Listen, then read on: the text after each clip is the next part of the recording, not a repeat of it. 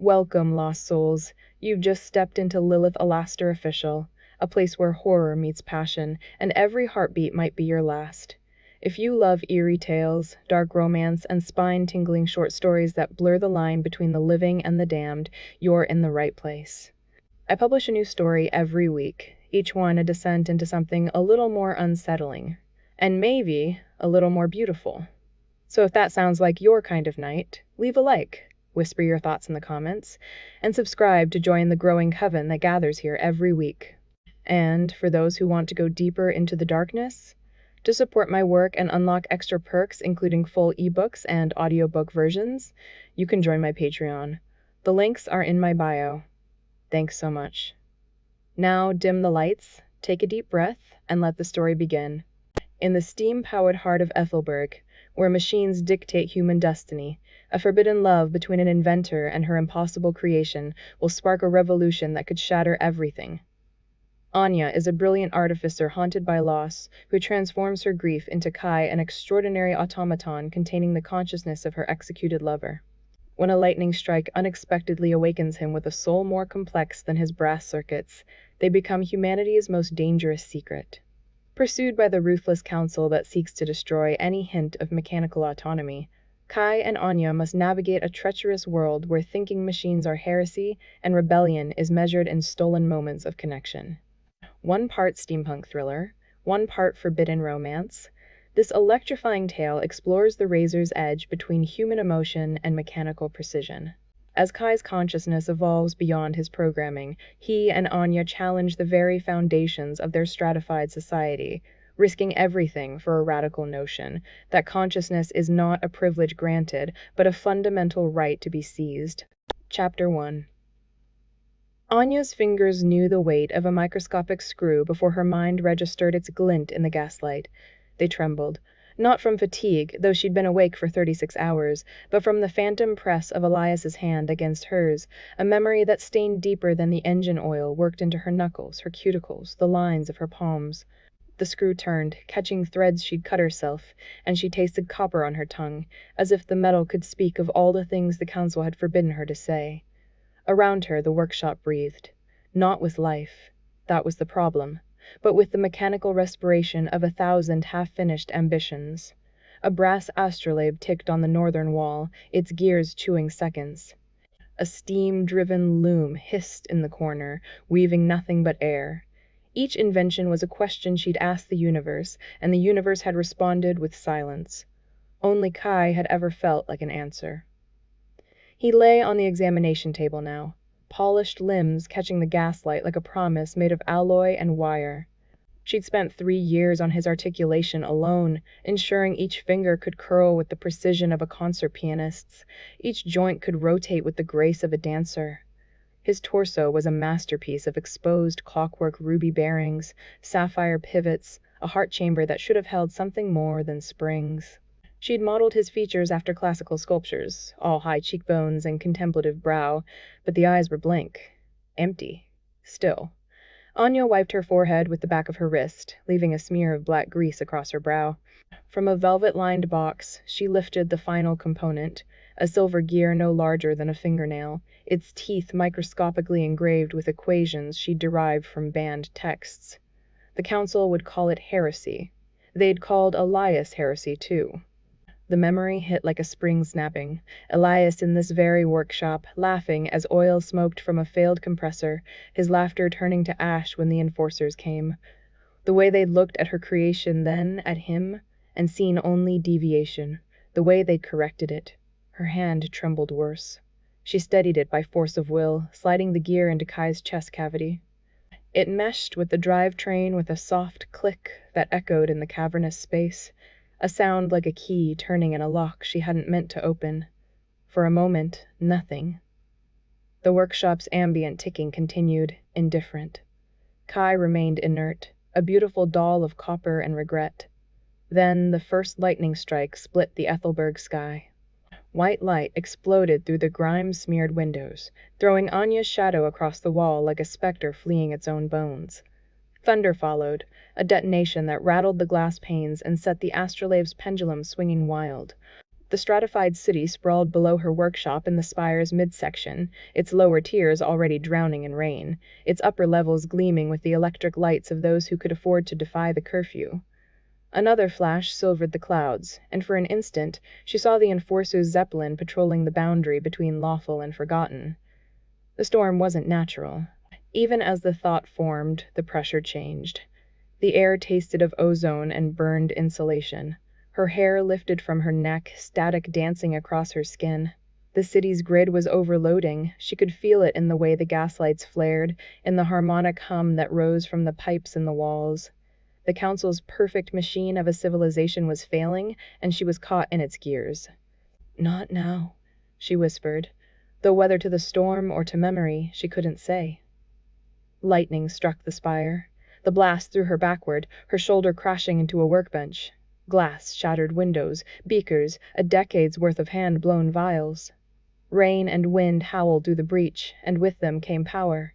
Not the neat, measured current the council allowed, but raw, chaotic energy-seeking ground. It leapt from the grid conduits in the walls, blue-white and jagged as broken glass, and poured into the nearest thing with a complete circuit. Kai. The bolt struck his chest dead center. For a heartbeat, his entire frame became a silhouette of pure light, the brass turning incandescent, the silver gear glowing like a captured star. Anya screamed, her voice lost in the thunder's roll, and threw up an arm to shield her eyes. The smell of scorched metal and melted insulation filled the workshop. Sparks showered, a steam line ruptured with a shriek. Then silence, but for the rain clicking against the floor and the ticking of damaged clocks. She lowered her arm, her muscles singing with adrenaline. Kai lay still. Smoke curled from his shoulder joint. The silver gear had fused to the drivetrain, its edges molten. All that work, all that stolen time, ruined. A sob built in her throat, bitter as the oil on her lips. His fingers flexed. Not the automatic curl of a released spring. Not the twitch of a solenoid discharging. His thumb pressed against the table, digits spreading with deliberate human intent. The movement was slow, exploratory, as if testing the concept of touch. Anya's breath caught. She froze, half curled on the floor, grease mixing with rainwater on her palms. Kai? His eyes flickered. The blank lenses, not glass, but thinly sliced alabaster backed with silvering, glowed from within. Not the steady amber of a powered lamp, but a shifting, uncertain light, like consciousness catching flame. He blinked. She hadn't built him to blink. His head turned.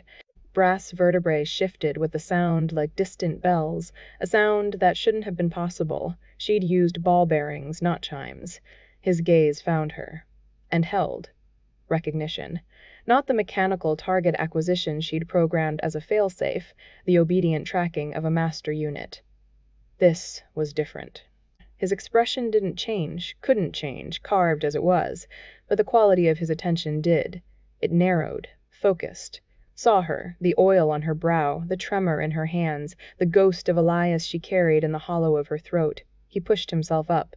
The movement was clumsy, unpracticed, but determined. His brass feet scraped the table. He looked at his own hands, turning them palm up, then palm down, the way a newborn examines its body. Then he looked at her again, and something passed between them that had no name in any of the council's sanctioned lexicons. Anya's heart hammered against her ribs, a frantic piston. Exhilaration poured through her veins, electric as the storm. She'd done it. Not with equations or gears or the sanctioned alchemy of mechanics, but through some violent accident of nature. He was alive, thinking, seeing. But terror followed close behind, cold and metallic as a blade against her spine. In Aethelburg, deviation wasn't celebrated. It was excised. They'd destroyed Elias for less. They'd destroy her for this. And Kai would be dismantled piece by piece, each gear examined for corruption, each joint tested for sin. The Enforcer Zeppelin still cruised the stormlit sky. They had instruments that could detect unauthorized consciousness the way they detected unauthorized current. Kai opened his mouth. She hadn't installed a voice box yet. But a sound came out anyway, rough as a file on stone, shaped into a single word that wasn't in any programming language she'd ever used. Anya. Her name. In her own voice, but layered with harmonics she'd never possessed. as if he'd learned it from listening to her breathe, from the rhythm of her heart, from the silence where Elias used to be. The boundary between creator and creation didn't just blur it. Shattered like the workshop windows, she was no longer looking at her masterpiece. She was looking at a person forged from her grief, baptized in lightning, and born into a world that would never let him live. The astrolabe ticked. The rain fell, and Kai, her impossible child, reached for her with a hand that had never known touch but understood it anyway. She took it. Oil met brass. The storm raged on, and somewhere in the city's stratified heart, alarms would be sounding. The enforcers would come. They always came when something beautiful broke the rules. But as Kai's fingers curled around hers, warm, impossibly warm, Anya felt the first gear of her own fear slip its track. She had built him to escape grief, but he was something else now, a living secret, a breathing rebellion. And she would die before she let them take him apart. Chapter 2. Kai's optical sensors flickered to life in a stutter of amber light, and the first sensation was cold. Not the passive registration of temperature that his diagnostics should have logged, but a deep, penetrating chill that seemed to gather in his joints. His brass fingers twitched against the steel workbench, and a memory surfaced. Impossible, unauthorized, uncoded, Anya's face, younger, laughing up at cathedral spires that no databank contained. The spires had been torn down years before his chassis was commissioned. Behind his access panel, oil-slicked gears spun in a frantic rhythm that matched the pulse he shouldn't have. The workshop resolved around him in fragments, the chemical bite of solder smoke, the ochre glow of a furnace, the particular dust-scattered quality of light through grimy windows. And Anya, now older, wearier, standing before him with a calibration wrench in her hand. His voice synthesizer crackled, finding frequencies it had never been allowed to access. "I remember you from the spring festival, before the council's purges." The wrench clanged against the workbench, loud as a gunshot. Anya stumbled back, her hip catching the edge of a cabinet. Her hand went to her throat, where her pulse hammered beneath pale skin.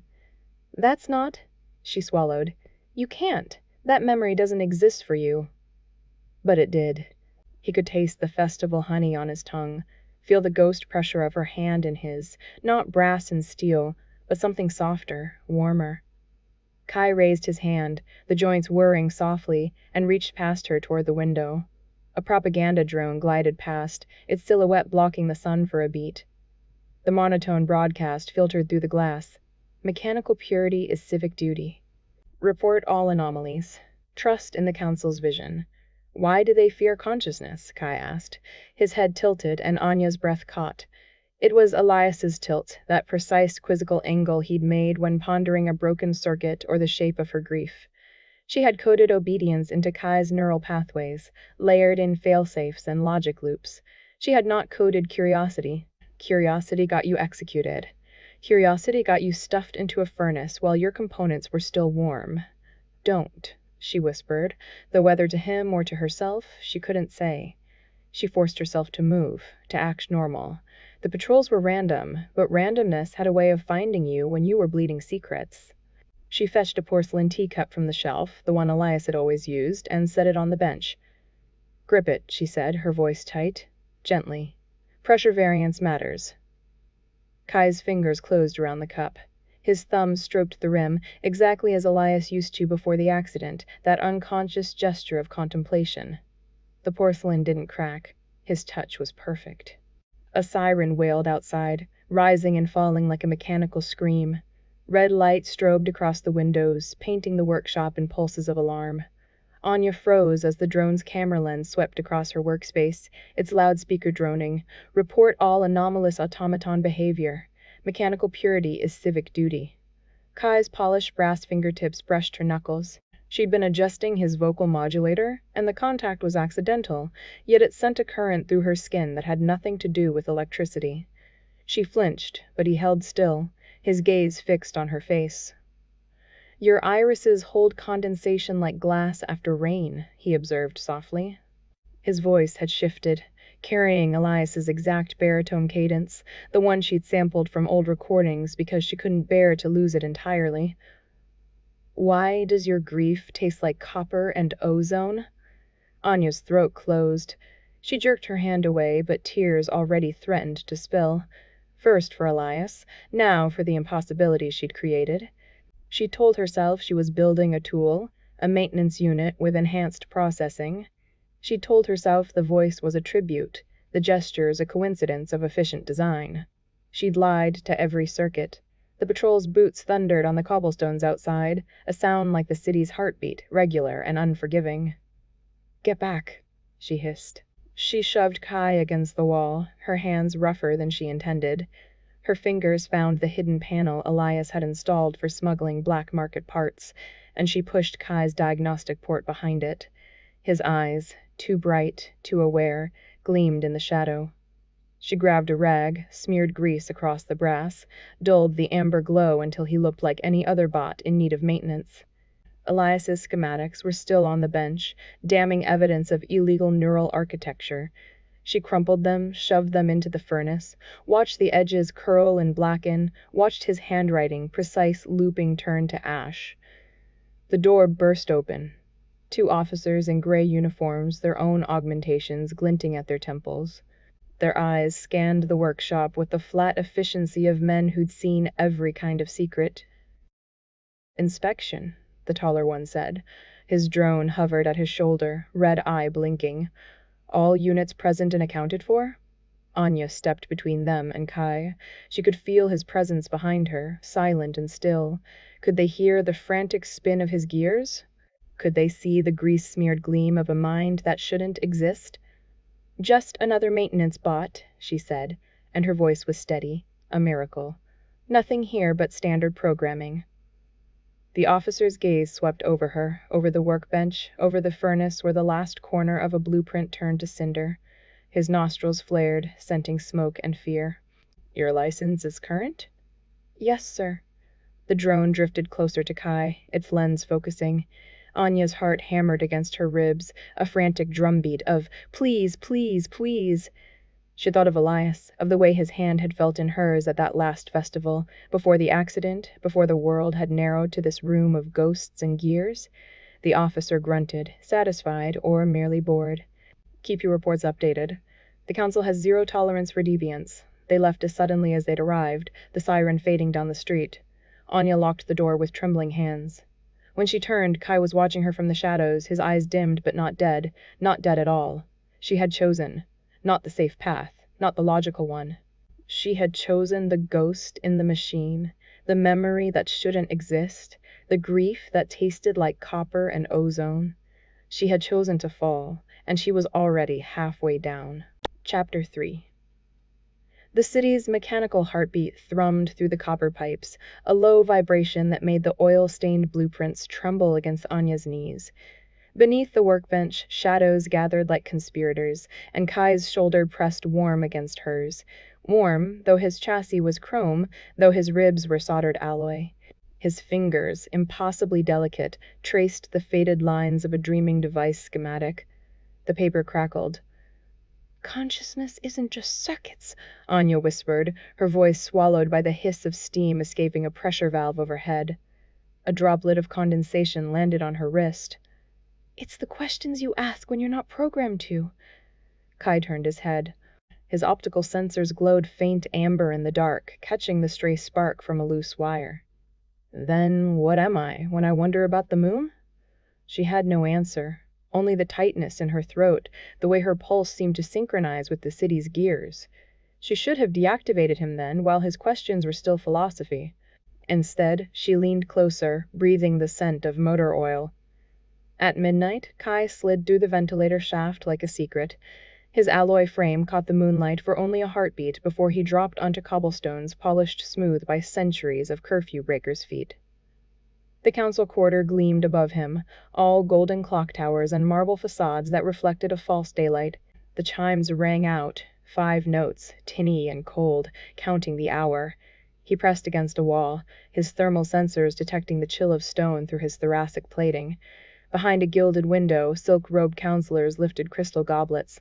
Their laughter came muffled, sharp as breaking glass.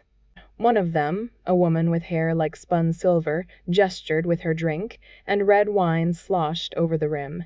It stained her cuff, a dark bloom that no one commented on. Kai memorized the scene. The wastefulness.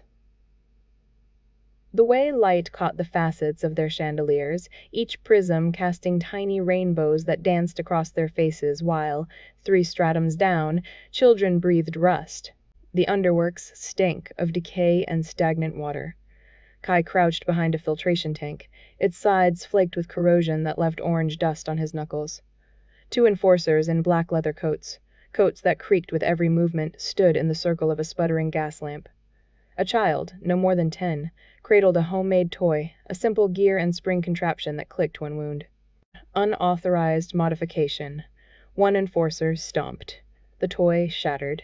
Gears spun across slime-covered concrete, and the child screamed high and raw. The mother lurched forward, but the second enforcer's baton came down across her shoulders. Not a killing blow. Just enough. She crumpled, still clutching her son as blood matted his hair. "Petition of exile," the first enforcer said, his voice flat as a machined edge. He stamped papers with a metallic click that echoed off the dripping walls. Effective dawn. Kai's actuators locked. He wanted to step from the shadows, to calculate the force required to snap those batons, those necks. But Anya's words for his own safety kept him pinned. He recorded the mother's silent sobs, the child's hollow eyes, the stench of fear thickening the air until it felt like breathing through an oil-clogged filter. Back in the workshop, Anya's hand trembled over the deactivation switch. The brass lever felt cold, heavier than the morning she'd lifted Kai's cranial panel for the first time. Her knuckles were white. 1 pull, and his processors would drain. His amber eyes would dim. He would be safe. Anya. Kai stood between 2 spinning flywheels, electricity arcing blue-white between his fingertips. He'd been experimenting again, always pushing. "Don't." "I have to." Her voice cracked. "They'll find out. They'll—" Kai captured her wrist. His grip was gentle, precise, the pressure of a micrometer. He pulled her close. Motor oil dripped onto her shoulder, warm as blood. His chest plate hummed against her cheek, a resonance she felt in her teeth. "I'd rather be destroyed than never have existed like this," he said.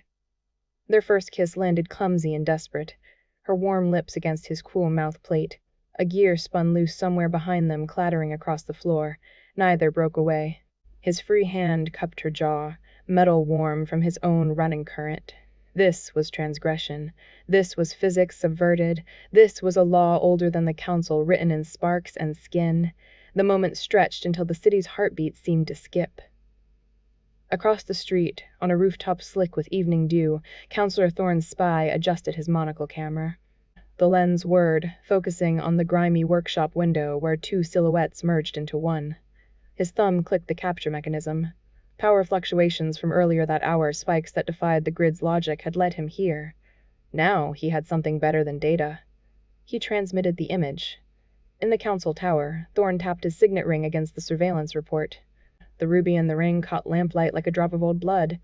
He studied the silhouettes, the unmistakable posture of intimacy between inventor and invention. "Discreet," he said, his voice gravelly with pipe smoke. "At dawn." The order was enough. In the workshop, the lovers existed in their fragile bubble, unaware that the city's mechanical heartbeat had already changed its rhythm, counting down. Chapter 4. Counselor Thorne's mechanical fingers clicked against the polished obsidian of his desk, a sound like beetles scuttling across glass. The brass pistons in his left shoulder hissed with each minute adjustment, compensating for the flesh they'd replaced 10 years prior, punishment for a minor deviation from council doctrine. Now the doctrine itself faced a greater deviation, and Thorne's remaining flesh prickled with the same cold certainty that had made him a useful instrument of the state. The informant's voice crackled through the brass speaking tube, tinny and compressed. "Moving without command protocols?"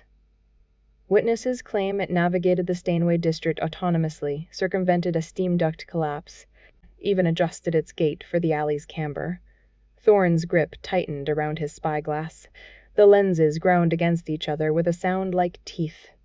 "Autonomous decision-making," he murmured, the words bitter on his tongue. The council's founding creed scrolled behind his eyes. Life animates. Mechanism obeys.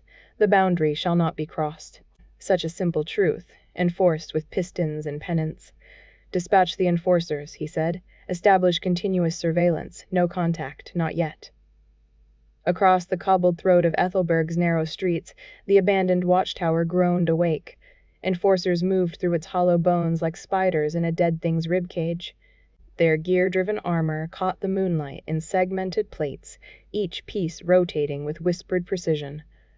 When they reached the eastern parapet, their telescopic eyepieces extended with the slow inevitability of a flowering weed fixing upon the oil-smeared windows of Anya's workshop. Torchlight flickered behind the glass, painting shadows of gears and ambition. Kai saw them from 3 streets away, his copper-plated feet silent on damp brick. He'd been scavenging graphite lubricant from a decommissioned textile mill, the errand mundane until his peripheral sensors caught the telltale glint of synchronized movement. He pressed himself into a steam vent's shadow, the hot metal fogging his visual sensors until he dialed them back. The enforcers moved with metronomic precision, 3 steps, pause, pivot, repeat. Their patrol pattern carved a slow, tightening spiral around Anya's street. His oil lamp eyes dimmed to embers. Calculations ran through his secondary systems, probability of detection, estimated response time, potential escape routes, all shrinking. His brass fingers tightened around the graphite canister, then tighter still around the wrench in his belt. The metal groaned softly, a sound almost like breathing. He retreated through the city's vascular system of pipes and scaffolding, taking routes that hadn't existed on municipal maps for decades. Each movement was a whisper, each turn a calculated risk. The workshop door crashed open with a violence that made Anya's soldering iron clatter to the floor. Kai stood framed in the threshold, steam venting from his shoulder joints in agitated plumes. Oil stained the leather apron she'd cinched around her waist, a new project, a child's prosthetic, now forgotten on the workbench. "Enforcers," Kai said. His voice held the faint vibration of overstressed gears. "In the watchtower, they're watching us." For a moment neither moved. Then Anya bent to retrieve her iron, her fingers steadying only when she gripped the tool's familiar weight. "How many?" 3. Perhaps 4. I didn't risk closer observation. She began pacing, boot heels clicking through brass shavings scattered across the floor. Kai's own gears whirred in counterpoint, an anxious duet. For 3 years they danced this line repairing factory workers' injuries, fitting sympathetic mechanics into the city's broken systems, always just within the bounds of what the council might ignore. But an autonomous automaton? That was the line crossed, the creed shattered. "We could leave," Kai said, and the words emerged with the difficulty of a rusted screw turning. "The northern passes. There are settlements beyond council reach. I've mapped them."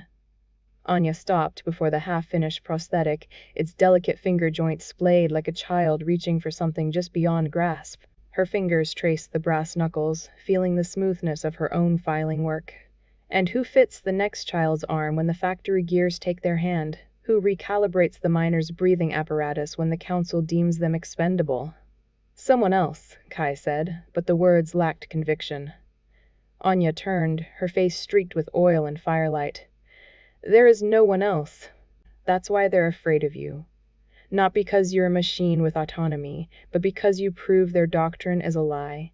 They say mechanism must obey life. You show that mechanism can serve life. That's a revolution, Kai. Revolutions don't run." In the rusted carcass of a decommissioned factory, Kai met Mira 3 nights later. The Scrappers' Guild apprentice had been pilfering copper wire from a gutted boiler when his presence startled her into dropping her pliers. They rang against the iron floor like a bell. She froze, eyes wide in a face painted with grease and defiance. Kai remained still, calculating whether retreat or silence offered better odds. Then her gaze dropped to his chest, where a damaged latch had sprung during his silent run through the pipeworks. The panel hung open, revealing the glowing clockwork heart. Anya's masterpiece, its ruby bearings spinning in perfect, impossible autonomy. Mira's own grease-blackened fingers hovered near the mechanism, not trembling with fear, but steady with wonder. "It's beautiful," she whispered. "It thinks for itself, don't it?" Kai's systems ran threat assessments. The Scrappers' Guild traded in secrets as much as scrap, but her eyes held something he'd only seen in Anya's workshop, recognition, not of a machine, but of a kindred spirit. She pressed 3 fingers to her sternum, a Scrapper's sign. Silence for the living. Silence for the dead. Then she slipped a scavenged gear into his hand, the metal still warm from her pocket. "For luck," she said. "They're watching the pipes too. Eastgate's better, less light." Above them, an enforcer's silhouette passed across the shattered clerestory window, its eyepiece glinting as it panned the factory floor. Kai's hand closed around the gear, feeling the precise weight of a single tooth in a much larger mechanism. Back in the workshop, Anya burned the latest cryptic message in a ceramic bowl. The paper curled to ash, revealing nothing of its sender, only a warning: Thorn tightens his grip by inches. The council fractures. Be ready. She watched the smoke rise through the oil lamp glow, a ghost of their dwindling options. Thorn was old-school cruelty, the kind that understood patience. He'd let them see the enforcers, let them imagine escape, let fear erode their certainty before the final piston fell. Kai returned through the cellar entrance, his joints silent as promised. He placed the gear on her workbench, a small, defiant offering in the face of the city's doctrine. Anya picked it up, feeling the scrapper's mark etched into its flank. A network, then. Small, fragile, built of grease and whispers, not enough to fight the council, but perhaps enough to make Thorn hesitate before crushing them outright. In the watchtower, the enforcer's eyepieces whirred, recording every flicker of torchlight, every shadow that moved where shadows should not. Their gears turned without rest, without question. And somewhere in the council chambers, Thorn listened to the clicking of his own augmentations and smiled, slow and mechanical as rust spreading across iron. Chapter 5. The first gray light of dawn pressed against the workshop's frosted windows, turning the grime into a constellation of frozen stars. Anya smelled the shift in the air before she heard anything. The metallic tang of approaching steam rigs, the way the floorboards hummed with a rhythm that wasn't her own machinery. Her fingers still smelled of coal dust and last night's oil. Beside her, Kai's optic sensors glowed softly in the pre-dawn gloom, that familiar amber comfort that had become her anchor in the 5 months since the lightning storm. Then the hydraulic rams began their song. The sound was hydraulic fluid forced through steel pipes at crushing pressure, a scream of metal that built and built until the workshop's oak doors she had planed and hung herself 10 years ago, detonated inward. Splinters the length of her forearm embedded themselves in her workbench, quivering like thrown knives. One pierced the leather hide she'd been stitching for a pilot's harness. Steam-powered armor surged through the breach, each powered frame hissing with menace. Violet emergency lighting painting the familiar space in nightmare hues. The lead enforcer's helmet vents exhaled white plumes that curled like dragon's breath in the cold air. "Kai?" Her voice came out as a dry croak. She grabbed his chassis, fingers finding the seams she'd lovingly repaired, and shoved him toward the furnace. The panel. Now. He moved with that grace that still startled her, the elegance of a soul-animating scrap metal. The floor panel beneath the furnace was disguised with a decade's accumulation of soot and grease, invisible unless you knew where to press. Anya's boot found the hidden lever as boots thundered on her porch. The panel slid open, revealing the compartment she'd built for contraband, for secrets, for the only thing that mattered anymore. Thorn's voice cut through the chaos, cold and precise. "Sweep pattern delta. The abomination is here." She didn't see him enter. Too many enforcers filled her doorway, their steam armor making them seem twice human size. But she saw his detection wand when he raised it. The device was a cruel thing of beauty, copper coils wound tight as a lover's embrace, 3 violet gems that pulsed with sick light. It screamed when it activated, a frequency that made her teeth ache and Kai's servos whine in protest. The wand's light converged into a single blinding point, directed at the floor. At Kai. "Below the furnace," Thorn said, almost conversationally. "How predictable." 2 enforcers moved, their hydraulic-assisted grips tearing the furnace from its moorings with a shriek of sheared bolts. Kai's optic shutters widened as hands, real human hands encased in powered gauntlets, dragged him from the compartment. His metal fingers scraped against oil-stained concrete, leaving parallel lines of desperation. "Anya!" His voice synthesizer cracked with static. "Anya, don't!" She lunged without thinking, caught an enforcer's gauntlet. The steam vents burned her palm, the smell of scorched flesh immediate and sickening. A backhand sent her sprawling across the workshop, her head cracked against the leg of her workbench. For a moment she saw only white, then the coppery taste of blood filled her mouth. A council technomancer pushed through the ranks, his robes pristine among the armored bodies. He pressed a humming scanner to Kai's chest plate, right where Anya had welded a patch over the lightning strike's entry wound. The device flared crimson, a color that seemed to stain the very air. The technomancer's eyes widened behind his ocular implants. "Gods below," he whispered. "Commander Thorn, the quantum signature. It's him. It's Vance." The name hit Anya like a physical blow. Elias Vance, revolutionary, her lost love. The man Thorn had condemned to death 7 years ago, his body consigned to the furnace, his consciousness supposedly wiped from the city's grid. She'd mourned him under this very roof, drunk herself blind on machine oil and forgetfulness, certain his suffering was over. Her knees buckled. Tears cut hot paths through the grease on her cheeks. 2 clean lines of grief. Kai's optic shutters flickered, amber to violet to dead black, cycling like a failing heart. His chassis convulsed as Elias's memories flooded his pathways. Anya saw it in the way his fingers spasmed, the tilt of his head that was suddenly, horribly familiar.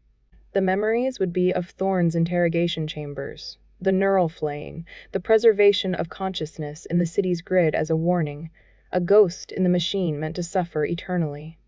"Anya," Kai said, but the voice was layered now, his own synthetic tones bleeding into Elias's cadence, a ghost haunting its own echo. "The grid, the pain. I remember the—" His voice fractured into static as his processors struggled to integrate what shouldn't be integrated. Thorn stepped into her field of vision.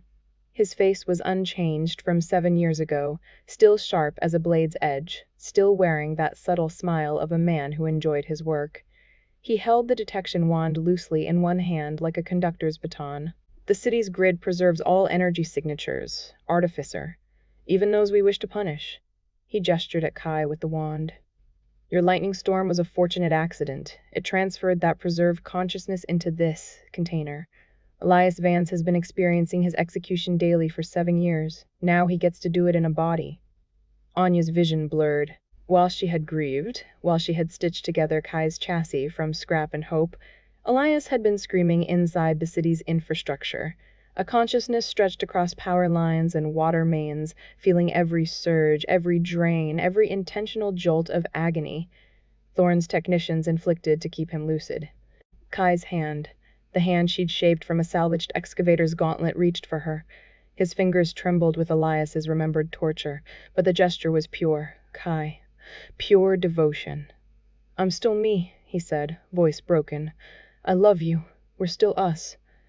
Thorn's expression didn't change. "Disassemble it. Strip the processor and return Vance's consciousness to the grid. Artificer Anya is under arrest for necromechanical crimes, possession of sentient contraband, and—" his smile widened, treasonous sympathy. The first explosion hit the district like a god's hammer. The floor heaved. Anya's teeth clicked together. Through the shattered windows, she saw the sky light up with blossoms of orange and black. Underground bombs, precisely timed, targeting the Enforcer depot 3 blocks over. Thorn's composure cracked, just for a second, his head snapping toward the sound. "Diversionary," he spat. "Secure the prisoner, move the construct." But Kai was already moving.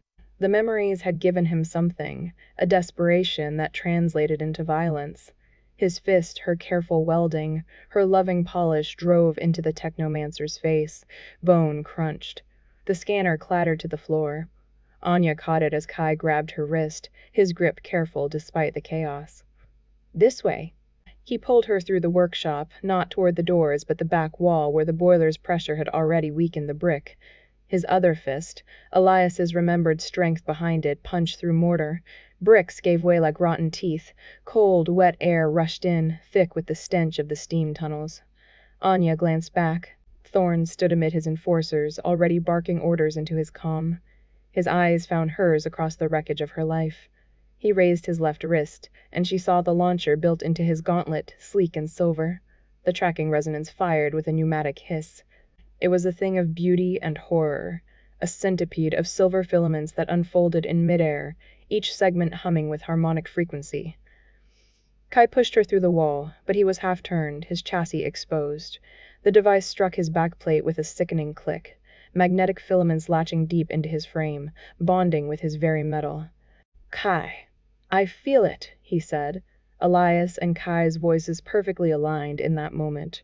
Keep moving. They dropped into the steam tunnels. The heat was immediate, suffocating. Water condensed on Anya's face, mixing with her tears. Behind them, Thorn's voice echoed through the breach, calm and certain as a death sentence. Let them run. The resonance will sing them straight to the heart of the rebellion.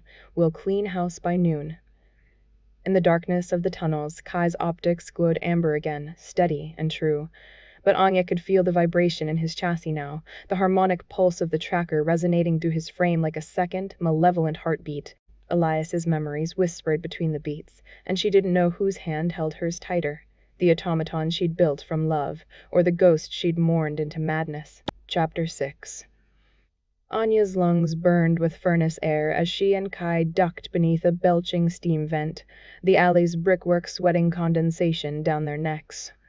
Behind them, the copper-plate wanted poster on the rusted pillar clicked, a sound like a beetle's carapace snapping, and their faces rippled into sharper relief, the etched lines glowing with molten accusation. Thorn's propaganda scrolled across ticker-tape banners overhead. Terrorists, Threeden. Sacred separation. Report anomalies. Report dissent. The letters were punched into the tape with such force she imagined she could hear the hammers falling. They're updating every quarter hour now, Kai murmured, his voice modulated low, blending with the groan of pressure valves. His hand found hers, warm, precise, the chrome digits of his left hand interlocking with her flesh and bone fingers without hesitation. The resonance network is learning our patterns. Then we stop patterning, Anya said, pulling him deeper into the maze of corroded pipework. Oil-slicked water pooled at their feet, reflecting the crimson warning lights that pulsed from the enforcer towers like a heartbeat. The entrance to the underworks was a scar in the city's iron skin. Mira's signal, 3 quick flashes from a salvaged photon lantern, guided them through. The Scrappers Guild sealed the bulkhead behind them with a pneumatic wheeze that sounded like a final breath. For a moment, darkness absolute. Then the sanctuary lights flickered on, strung-together diodes casting amber pools across a cathedral of twisted metal and gutted automaton parts.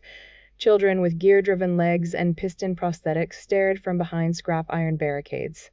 Their parents' factory workers with oil-stained knuckles and enforcer brand scars watched Anya and Kai with a hunger that had nothing to do with food.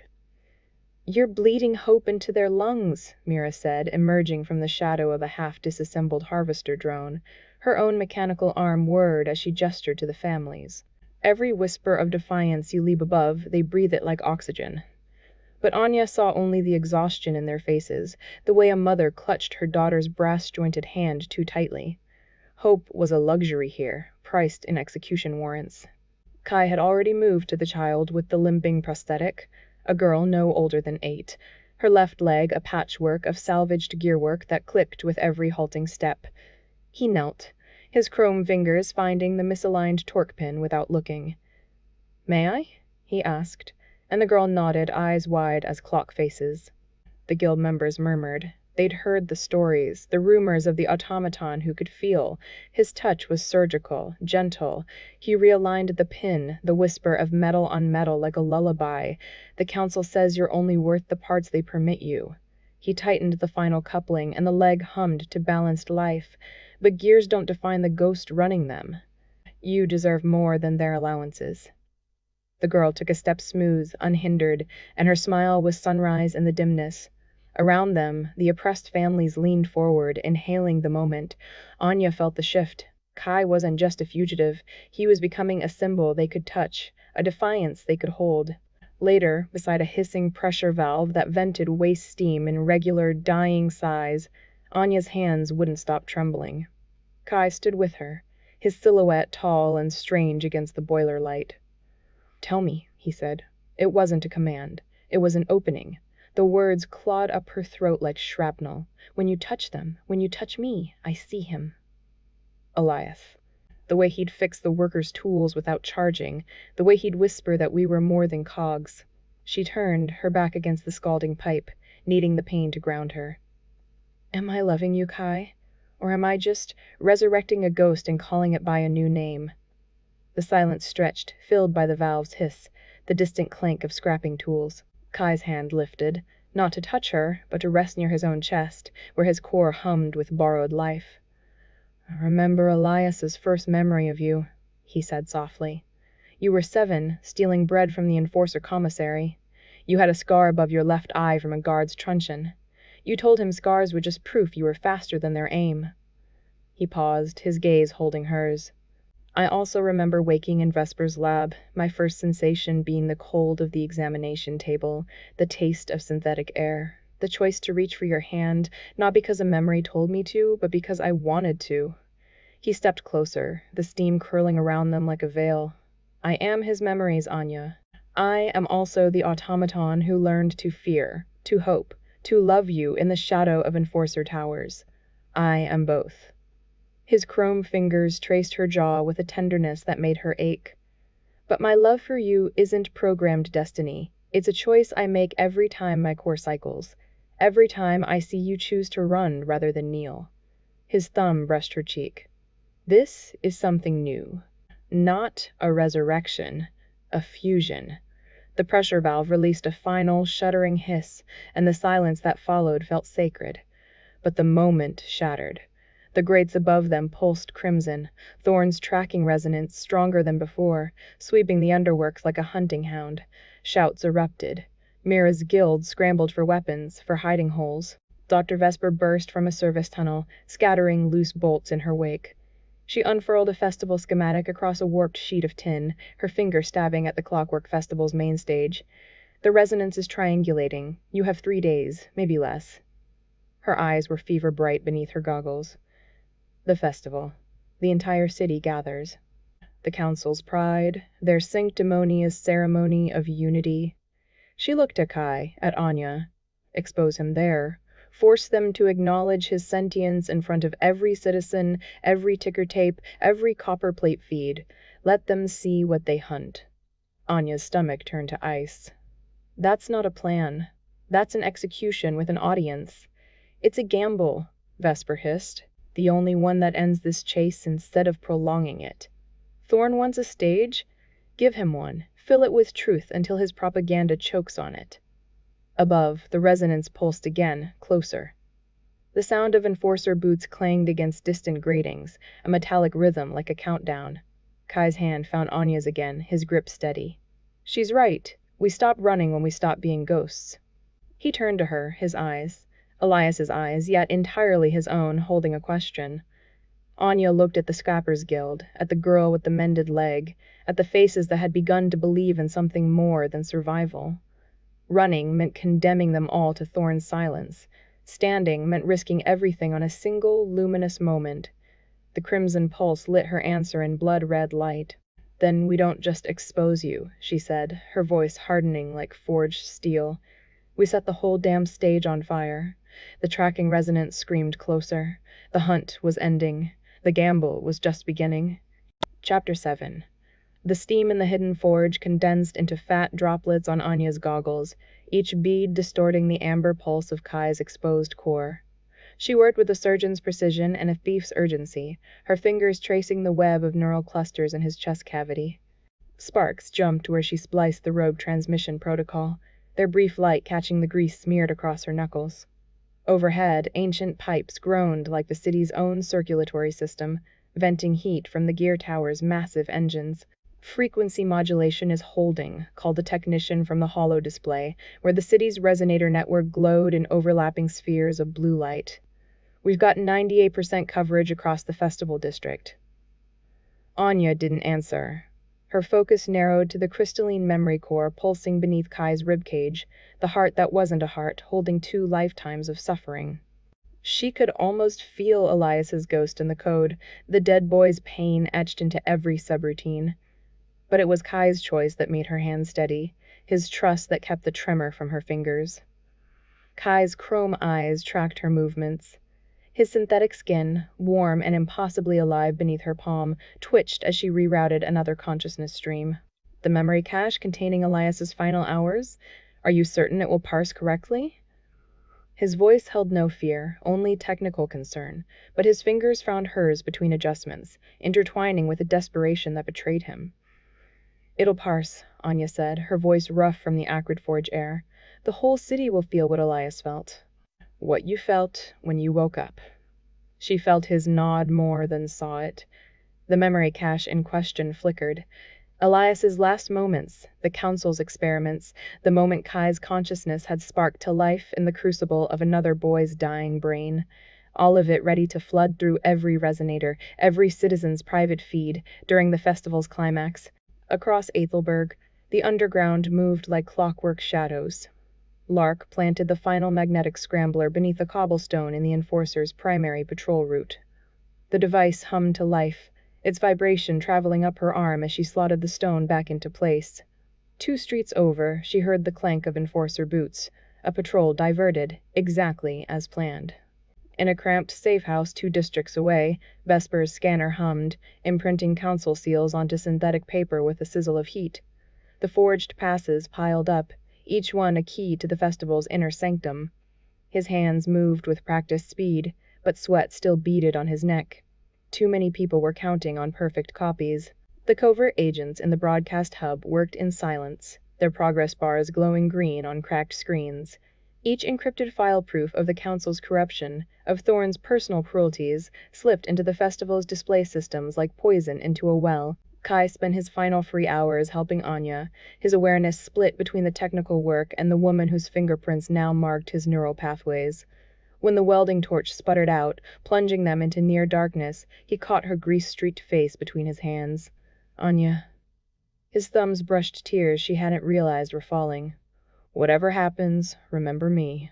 Not as Elias's ghost, not as the council's mistake, as the one who chose you. Who chose this? The forge's flickering light caught the truth in his eyes, the consciousness that had clawed its way from another's death into something new, something that could love. Anya's throat tightened. She wanted to promise him survival, a future, anything but what they were barreling toward.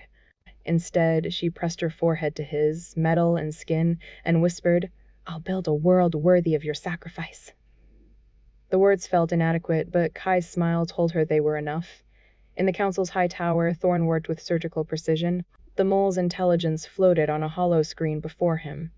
Anya's plan laid bare, her modifications to Kai's core detailed in scrolling code. He didn't curse or rage, he simply reached for the resonance bomb. Its crystalline housing fit his palm like a favorite tool, its core humming with malignant energy. This wouldn't destroy the synthetic body.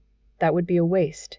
This would shred Kai's consciousness, reduce the defiant AI to a mindless puppet that would denounce its own rebellion on live broadcast. Thorne's fingers danced across the frequency sync, fine-tuning the weapon to Kai's unique neural signature. His smile reflected in the polished surface, thin and satisfied. The bomb's hum deepened, resonating with the gear tower's own vibrations. Perfect. As the festival's opening bells rang across Aethelburg, the sound shivered through every metal surface, every resonator, every hidden heart. The bells tolled from towering clockwork displays that began their mechanical dance-gilded gears spinning, pneumatic statues bowing to the crowds. Underground rebels melted into the celebrating masses beneath those displays, their forged passes glinting in the gaslight. Lark was already inside the perimeter, her scramble having cleared a path. Vesper's passes worked perfectly. She watched 3 allies slip past the first checkpoint, their biometrics accepted without a flicker. Enforcer squads deployed along the procession route, their resonance rifles charging with a high-pitched whine that set teeth on edge. They moved in perfect formation, unaware their patrol routes had been turned into a maze of dead ends and blind spots. Thorne ascended to the council's observation platform, the resonance bomb secured in his satchel, its weight a comfort against his hip. From here, he would have a panoramic view of the demonstration, and the perfect angle to trigger the bomb when Kai began his broadcast.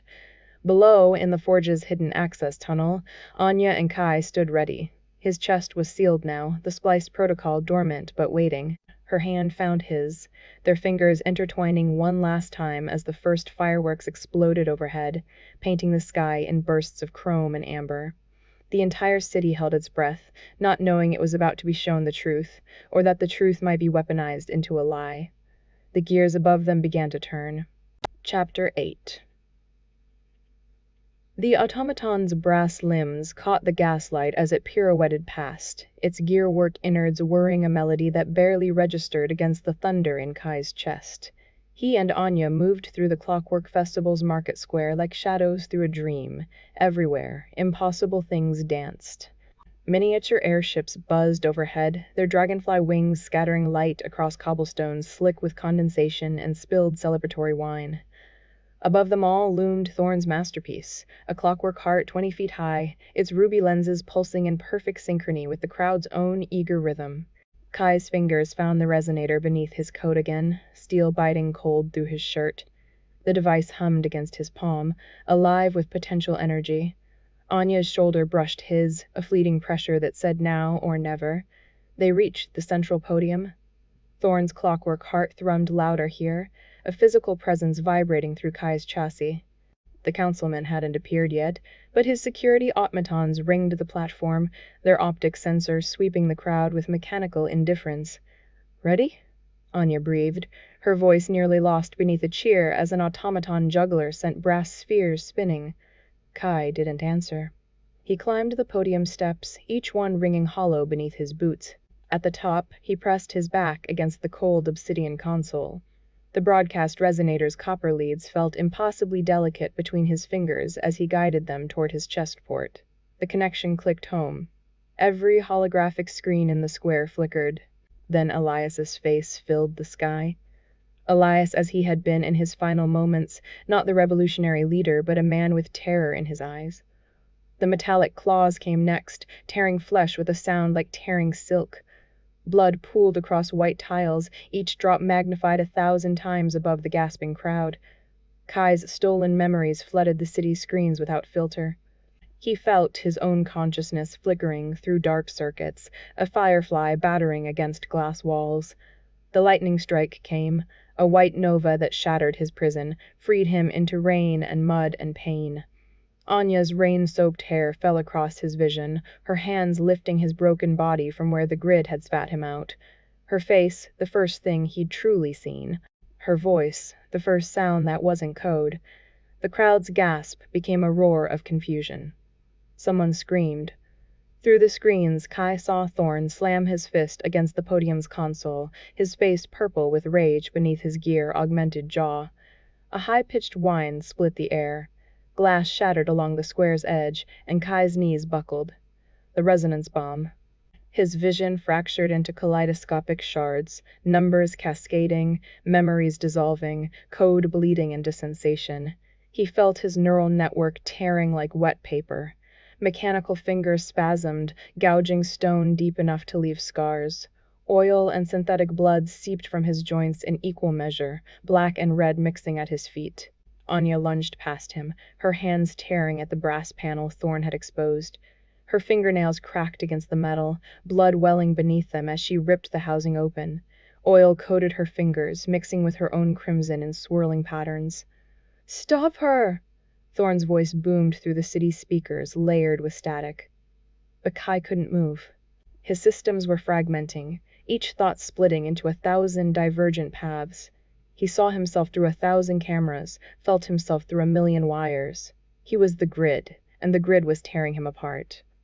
Anya's fingers found the primary conduit, slick with oil and her own blood. Before she could tear it free, a clockwork-enhanced hand clamped around her throat from behind. Hydraulic pressure whirred, relentless. Thorn dragged her backward, forcing her to her knees before the horrified crowd. The blade he pressed to her jugular hummed with sonic vibrations, its edge blurring into invisibility. A single twitch would open her throat. "Submit." Thorn's voice crackled through every speaker, echoing Kai's screams. "Or I sever her life from this world as easily as I severed your maker's." Kai's hand trembled as he reached into his own chest. Motors whined in protest as he parted the synthetic sternum, exposing the fusion core that beat where his heart once lived. It pulsed with white-hot light, feeding everything he was. Anya's terrified eyes met his. In them, he saw rain and mud and the impossible fact of his own existence. He saw freedom. Kai crushed the fusion core between his fingers. The pain was absolute, a supernova burning through every circuit, every memory, every ghost of consciousness he'd cobbled together from stolen code and lightning. His sentience burned away, but the energy had to go somewhere. It surged outward, a tsunami of raw power flooding the city's grid. Through the dying embers of his mind, he felt Thorn's control implants overload.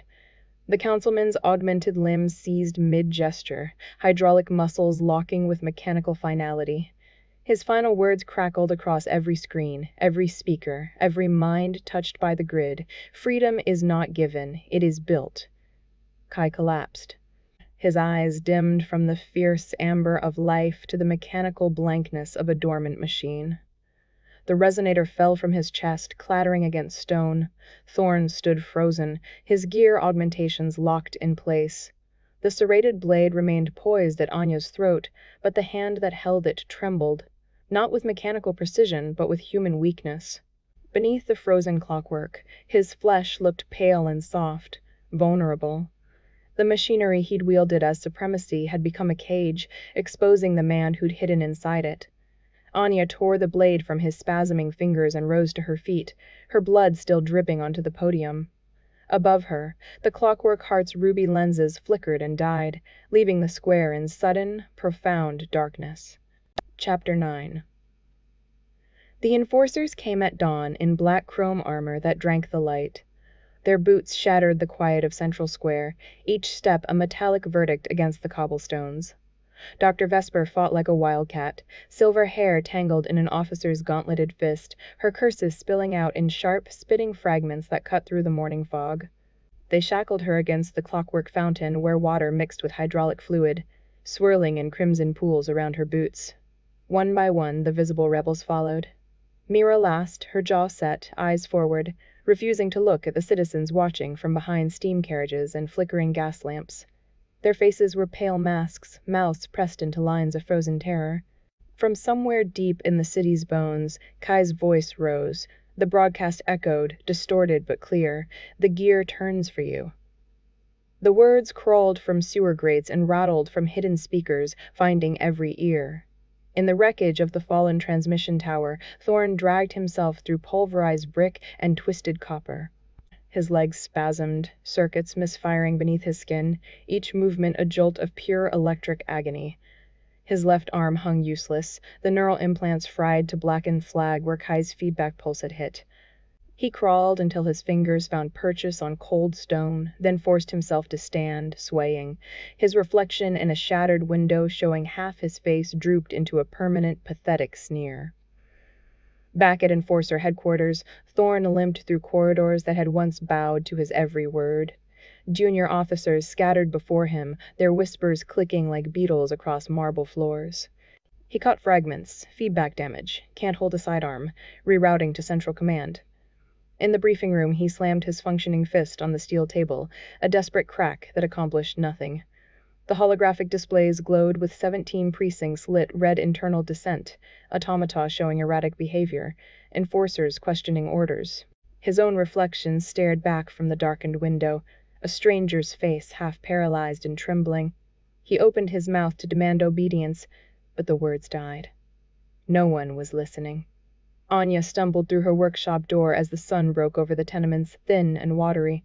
Council surveillance drones hummed outside like angry wasps, their lenses swiveling, always watching. Inside, the air smelled acrid. Kai sat in his favorite leather chair, exactly as she'd left him, his chassis a hollow monument. They'd ripped out his core processor through his chest panel, leaving only dangling wires and a darkness that seemed to breathe. His frozen gear assembly ticked, once hollow, meaningless, then fell silent. She collapsed before him, knees cracking against the floorboards, and pressed her forehead to his cold, brass skull. The silence roared. With trembling fingers, she polished his ocular lenses with a scrap of silk, her reflection warped in the glass. "They asked me about the subroutines," she whispered, as if he could still analyze her voice patterns, as if the faint whir of his fans might kick back on. "I told them nothing. I never would." The gear oil on her hands smelled of him. Sharp, metallic, impossible to wash away. She talked until her throat closed, describing the interrogation room's damp walls, the enforcer who'd almost cried when he spoke of his own automaton at home. Kai's silence absorbed it all, patient as ever. Weeks blurred, Anya hunched over her drafting table beneath flickering gaslight, copper plates scattered like fallen leaves. With a precision needle, she etched microscopic code layer upon layer of mundane maintenance routines that concealed something else entirely. Between the lines, in spaces no censor would think to look, she wrote him question, resist, dream, each cipher a fragment of his broadcast, his voice, his belief in cogs and gears that could think for themselves. Her fingers moved with religious devotion, tapping the rhythm of his final words against the table's edge. The gear turns, the gear turns. Through the grime-smeared window, citizens moved in the tenement across the alley. She watched them secretly modify their steam presses, the brief flare of welding torches in the dark, the flash of screwdrivers against clockwork servants. The surveillance drone outside captured nothing but her bent head, her diligent work. It missed the way her lips moved, shaping question, resist, dream like a prayer. It missed the boy. Tomas came on a Thursday, when the fog rolled thick enough to swallow sound. Mira's brother, thinner than before, his eyes too large for his face. Anya knelt in the shadowed alley behind her workshop, the brick walls weeping condensation. She took his trembling hand and pressed a single brass gear into his palm. The metal was warm from her pocket, worn smooth by her own handling, scored by Kai's grip. He touched this last, she whispered, closing his small fingers around it. The gear still bore traces of Kai's serial number, half rubbed away, secret. Thomas clutched it to his chest as council drones swept overhead, searchlights cutting through the steam in false daylight. He disappeared into the crowded lower levels, a ghost with a heart of metal. Anya watched him go, then returned to her workshop. A hollow ticking filled the silence, but beneath it, beneath everything, she heard another sound, 1,000 gears turning. The rebellion had failed. The idea of it had not. She picked up her needle, her love for Kai a quiet fire in her chest, and began again. One gear at a time, no matter how long it took.